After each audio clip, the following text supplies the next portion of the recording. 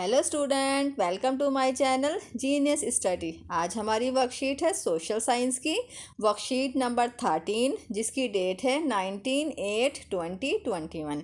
तो चलिए स्टार्ट करते हैं हम आज अपनी वर्कशीट को। Chapter number 1, the earth in the solar system, planets and constellation. आज हम पढ़ेंगे प्लैनेट्स के बारे में एंड कॉन्स्टिलेशंस के बारे में। तो चलिए स्टार्ट करते हैं।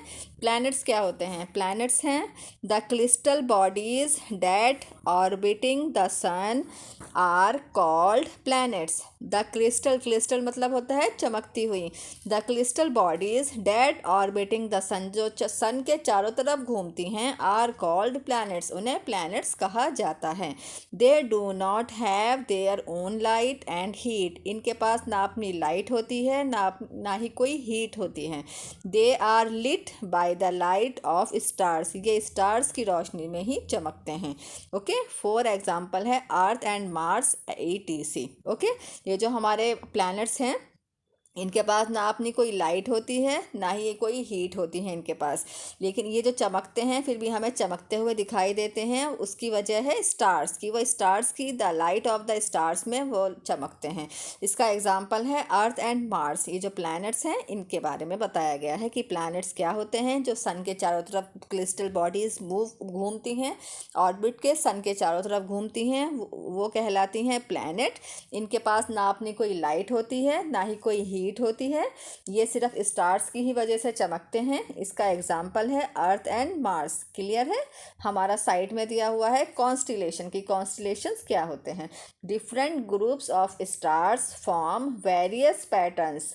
अलग अलग ग्रुप में स्टार्स जैसे दिखाई देते हैं, उनका अलग अलग पैटर्न बनता है। आपने कभी नोटिस किया हो कि स्काई में हमें कभी कभी दिखाई देता है कि कई सारे स्टार्स एक साथ इकट्ठे हैं और वो कोई किसी तरह का कोई पैटर्न बना रहे हैं।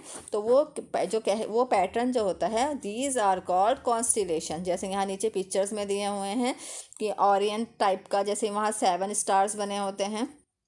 कोई बियर टाइप का, बिग बियर, ऐसा लगता है जैसे बिग बियर है। तो वो स्टार्स जो हैं वो सब इकट्ठे होकर एक कोई डिफरेंट सा पैटर्न बनाते हैं। These patterns are called constellation. You can see them in the night sky, for example Ursa, Major और बिग बियर एंड ऑरियन, जिन्हें बिग बियर और ऑरियन के नाम से जाना जाता है। ये है हमारे कॉन्स्टिलेशन के बारे में। क्लियर है? कॉन्स्टिलेशन क्या होता है? Different group of stars, stars का ग्रुप, अलग अलग ग्रुप, फॉर्म्स वेरियस पैटर्न्स, और जो अलग अलग ग्रुप मिलकर वो अलग अलग तरह का पैटर्न्स बनाते हैं। These are called constellation.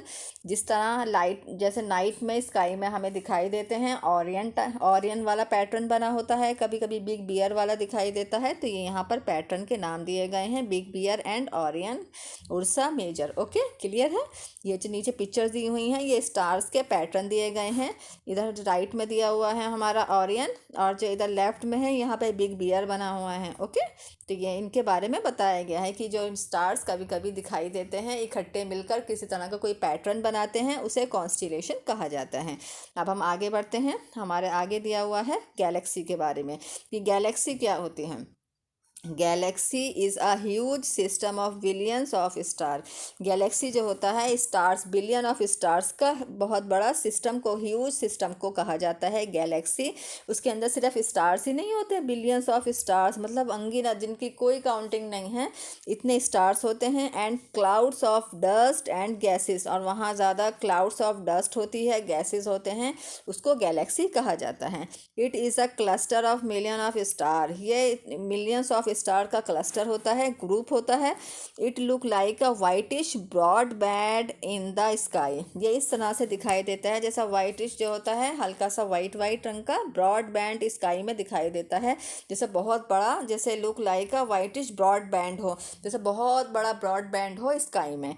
Spreading from one side to another to the other, जो एक साइड से दूसरी साइड में फैला हुआ है। There are million of such galaxies that make the universe. Millions of galaxy मिलकर यूनिवर्स को बनाती हैं। क्लियर है?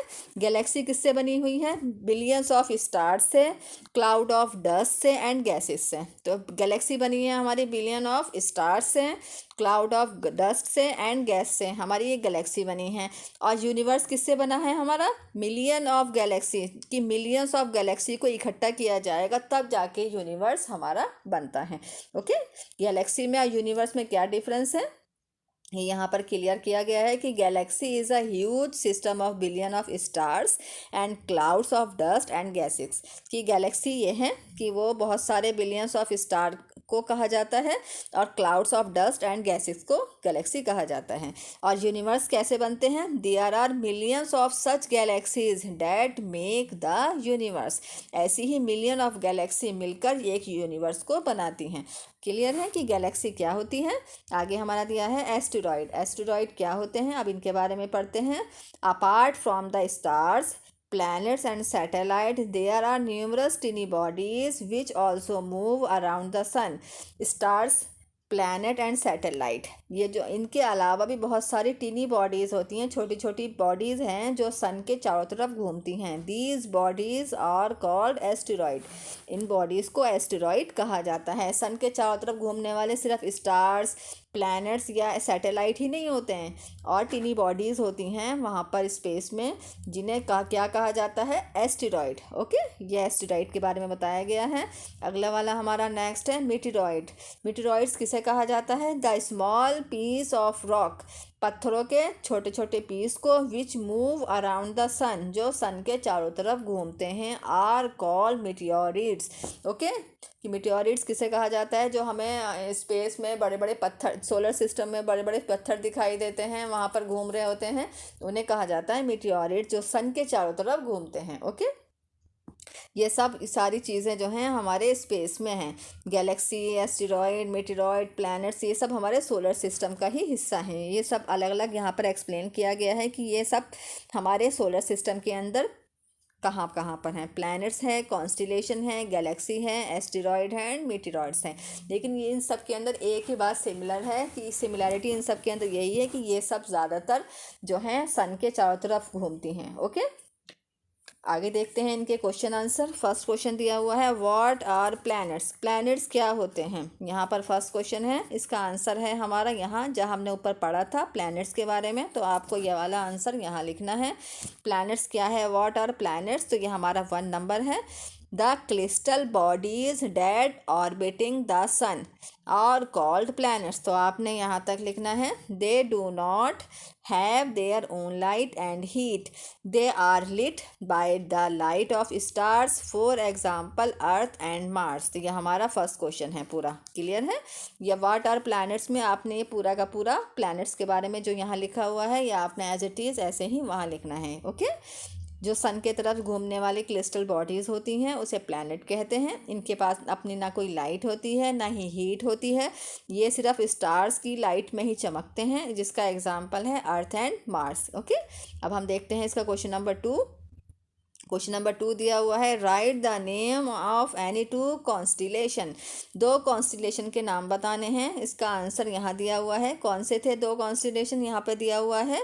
पहला है उर्सा मेजर और बिग बियर, ये एक ही नाम है, उर्सा मेजर और बिग बियर। और दूसरा नाम क्या है? ओरियन। तो ये 2 कॉन्स्टिलेशन के नाम दिए गए हैं, तो आपने ये वाले दोनों नाम यहाँ लिखने हैं जो एग्जाम्पल में दिए गए हैं।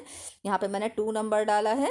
उर्सा मेजर और बिग बियर ये एक ही नाम है, दूसरा है ओरियन, ये दूसरा नाम है। ओके, ये हमारे कॉन्स्टिलेशन के जो स्टार्स के डिफरेंट पैटर्न्स नज़र आते हैं उनके बारे में बताया गया है।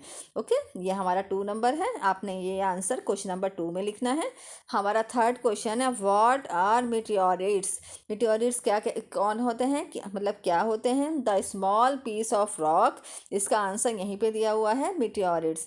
द स्मॉल, यहाँ मैंने 3rd नंबर डाला है, तो ये वाला आंसर आपने पूरा यहाँ पर लिखना है क्वेश्चन नंबर 3rd में। The small piece of rocks which move around the sun are called meteorites. Okay, जो इस छोटे छोटे पीस रॉक्स के, पत्थरों के मूव करते हैं सन के चारों तरफ, उन्हें मेटियोरिट्स कहा जाता है। तो ये थर्ड नंबर, मैंने थर्ड क्वेश्चन जो है यहाँ पे मैंने थर्ड लिखा है, जहाँ मैंने थर्ड नंबर लिखा है, ये वाला आंसर आपने ये वाली दोनों लाइंस यहाँ लिखनी है। ठीक है, ये हमारी वर्कशीट कंप्लीट होती है। आई होप आपको यह वर्कशीट समझ आ गई होगी। अगर किसी बच्चे को कोई भी डाउट हो तो वो मुझे कमेंट बॉक्स पर लिख कर ज़रूर बताएं। अगर आपको मेरी ये वीडियो पसंद आई हो तो इसे लाइक करें, शेयर करें एंड सब्सक्राइब ज़रूर करें। अब हम फिर मिलेंगे हमारी अगली वर्कशीट में। तब तक के लिए bye bye and take care.